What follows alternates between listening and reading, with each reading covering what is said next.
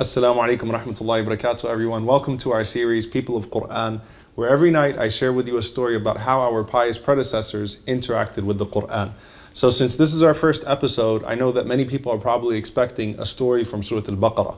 But many times we forget that the first surah in the Quran is actually not Surah Al-Baqarah, but it is Surah Al-Fatihah, which the Prophet ﷺ used to call the 7 frequently recited verses. Because though we recite it in every single rak'ah, this is the first juz, this is the first surah in the Quran.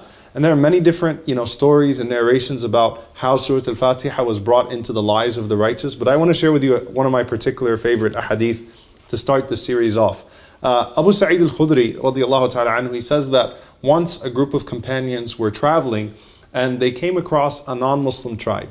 And this tribe, they asked this tribe to host them, and this tribe was pretty harsh with them, and they told them that they weren't going to entertain them, they weren't going to accommodate them.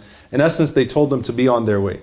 So Abu Sa'id says that, we felt kind of dejected. We took to the side, we decided we were going to just camp out that night, and then we'd move on the next day.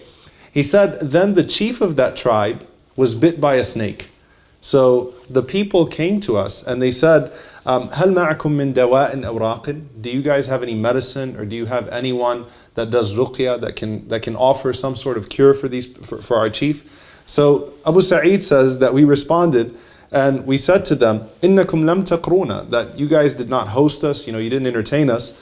And he says, وَلَا نَفْعَلُ حَتَّى تَجْعَلُوا لَنَا جُعْلًا. We're not going to do anything until you guys pay us. Meaning, had you hosted us and took us in, we would have done this for free. But since you rejected us and we had to spend the night, away from your tribe, and it was a difficult situation, then we'll do this only if you give us some money. So they agreed. So they said that, if you do this, then we'll give you a flock of sheep. So Abu Sa'id radiallahu ta'ala anhu, he says that one of the companions went to the chief. He says, فَجَعَلَ يَقْرَأُ بِأُمِّ الْقُرْآنِ وَيَجْمَعُ بُزَاقَهُ وَيَتْفِلُ.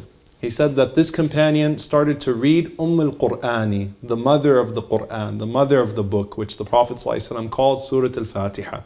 So he kept reading Surah Al-Fatihah, and he would spit into something, and he would rub that spit on the wound, and he kept on doing that until the chief started to feel better, and eventually the chief was completely cured. So subhanAllah, this is a non-Muslim chief, so we actually take a ruling here that it's okay to pray for the well-being of a non-Muslim, to treat a non-Muslim, to try to make them feel better, to give them medicine, or so on and so forth. This is taken from this hadith. So Abu Sa'id radiallahu anhu says, after he did that and the chief was cured, obviously they happily went and they got a flock of sheep and they gave it to the companions. But the companions said, well, wait a minute, is this halal for us? They said, لا نأخذه حتى نسأل النبي صلى الله عليه وسلم. They said, look, we appreciate you guys offering this flock of sheep to us now, but we're not going to be able to take it until we go to the Prophet sallallahu alaihi wasallam and we ask the Prophet sallallahu alaihi wasallam if it's permissible. So Abu Sa'id says, we left them and we went to the Prophet sallallahu alaihi wasallam.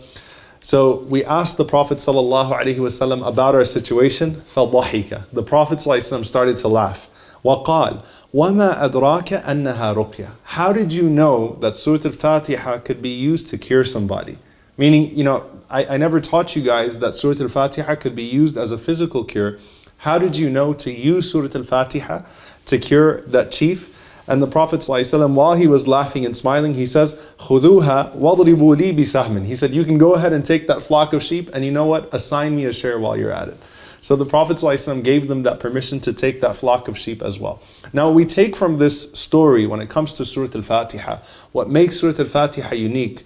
The entire Quran is a shefa, it's a cure, but it's a spiritual shefa.